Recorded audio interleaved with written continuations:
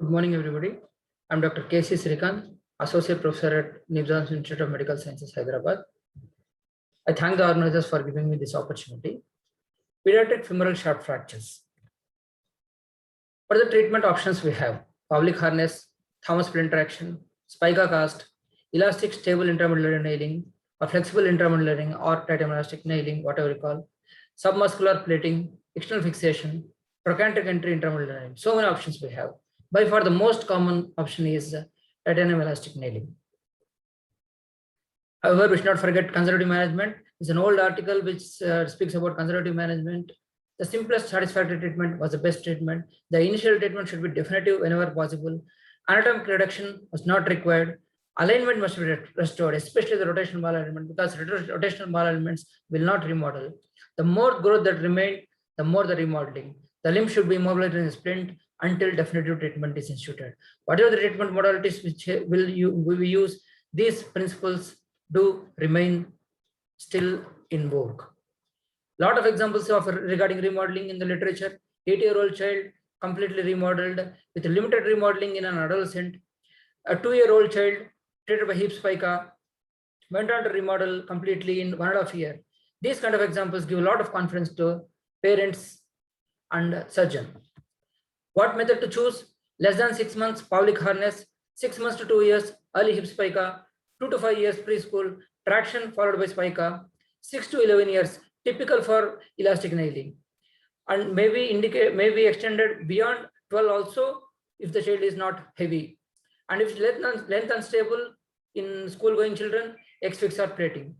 12 to 16 years, typically lateral entry antegrade nails.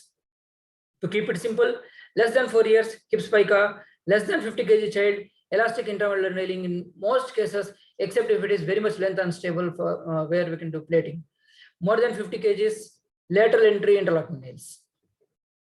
Some authors have described in terms of the canal diameter, 5 to 10 mm of canal diameter, ideal for flexible intramedullary nailing unless it is unstable, or less than 5 mm we cannot negotiate nails, spica or plating or X-fix. More than 10 mm nailing or plating. So many treatment options available.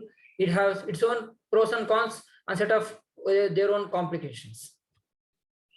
A 5-year-old child, length stable fracture, looks beautiful, amenable for nailing, but 5 years, very young, we discussed with the parent, they opted for conservative management. This was the Thomas splint applied, initial X-ray. Instead of using the foam type of traction that is given available commercially, a cloth plaster is applied using tincture benjoin. It gives very good traction. That is which can be maintained for 1 week, 2 weeks, and it was maintained till for 4 weeks. At 2 to 3 weeks, when soft callus is there, it can be converted to a hip spica, or we can give a brace. A 5-year-old child, pre-op X-ray is not available. It was the proximal fragment is almost subtrochanteric. Proximal fragment was flexed and completely external rotated. Ideally, we thought we would nail it, but we gave it option of conservative management, healed conservatively on Thomas splint. Why to do ORIF? Why not to go for open reduction internal fixation? Nailing confers relative stability, allows micromotion. We want healing by callus, and periosteum is preserved, hematoma is preserved, no scar, no blood, less blood loss, avoiding deep infection and non-union. So titanium elastic nailing is much better than open reduction with plating.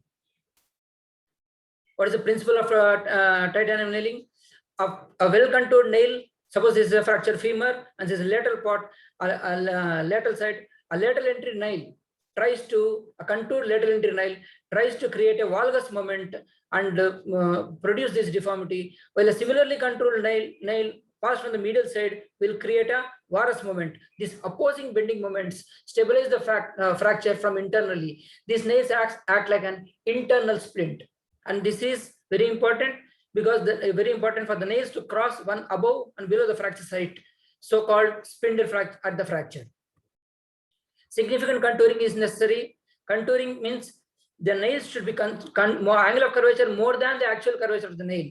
The nail should be contoured much more than what the medullary canal can really accommodate. They should be identically inserted, and the canal diameter should be 80% of the canal diameter should be filled. That means nail is calculated like 0.4 into medullary diameter, or medullary diameter divided by 2 minus 1 will give you the nail size. A typical mid-shaft fracture or upper third fracture, 2 nails are passed from below, retrograde, bipolar. A lower third fracture, nails are passed from proximal to distal, one bent in a C shape, another bent in an S shape, so that a spindle is got at the frac side. Because we cannot take a medial entry proximally, it is antegrade unipolar, or one can be antegrade, another retrograde. Surgical technique is fairly simple. Pre-bending the nails, contouring with maximum convexity at the fracture site. The nail should be contoured 3 times the diameter of the medullary canal, and the entry hole should be oblique, so much so that the curved tip easily negotiates the opposite cortex. If it is short, it will pierce the cortex. If nail contoured too much, it will get jammed. The nail should be entered like this initially and turn 180 degrees. One of the nails is engaged proximally, then just stopped, and then the other nail is also engaged into the proximal fragment. And before cutting the nail out of the skin, we should measure how much we are going to drive in the nails. And it's better to cut the nails as flush as possible, just enough to be able to retrieve them. If you bend the nail, they may irritate the fascia, they may irritate the muscles, and give poor knee range of motion. And it is always better to avoid these kind of configurations and this kind of corkscrew phenomenon. And even if you, despite best efforts, if this kind of situation happens, a medial entry nail here is producing a varus moment. The tip of the medial entry nail can be turned 180 degrees to create a valgus moment and correct this varus. This can be done, corrected intraoperatively. A 7-year-old boy, mid-shaft femur fracture, treated with TENS. A 12-year-old boy, oblique or a spiral fracture with minimal comminution. This is immediate post-operative X-ray. Looks as good as any plating. 13-year-old boy, spiral fracture. Here we can see a faint fracture line. Intraoperatively, it became iatrogenic butterfly, making it length unstable, but it was not unstable. If it were unstable, I would have put an external fixator. We went on to treat like this and went on for excellent healing. The key here is one of the nails was driven much proximally, so much so that enter the cortex near the neck femur. That gives tremendous stability to the fracture site. 13-year-old male, again older child, comminuted fracture. Lot of surgeons do submuscular plating, ideal for submuscular plating, but we got away with nailing. Submuscular plating, I have never done one. This looks minimally invasive for the kid, but maximally invasive for the surgeon. I feel lot of CM exposure, technically more demanding. 5-year-old child, a very young child, can be treated conservatively, but look at the fracture pattern. It is segmental, almost segmental, so length unstable.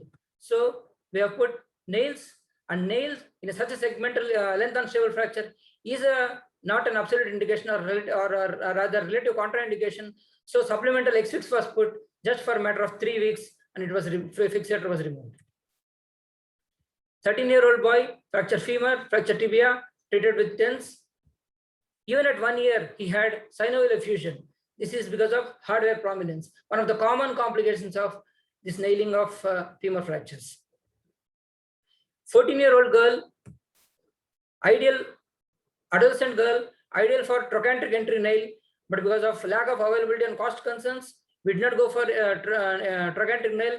We should have done something like this. We should avoid antegrade nail from pyriform fossa because we will jeopardize the blood supply, growth issues, avian issues. We got away with nail. This is the soft callus at the end of 6 weeks. The nail, one of the nails, both the nails were hammered as much proximally as possible. If you can see, one of the nails is almost way up in the neck. This gives tremendous stability, and it went on for very well healing. So to conclude, not just age, but build and weight of the child and fracture pattern should guide our treatment modality. Potential for remodeling and pros and cons of surgical versus conservative management should be discussed with parents and treatment modality chosen accordingly. We should never forget conservative management. Thomas splint traction and spica is a good option for preschool children. Flexible interventional nailing is a standard of care for almost all pediatric fractures within the age group 5 to 11 years, but this age group On either side, the indications are expanding. Even for older kids who are not heavier, elastic nailing can be tried. Some length unstable patterns can also be treated by flexible intramedullary nailing. Thank you for your kind attention.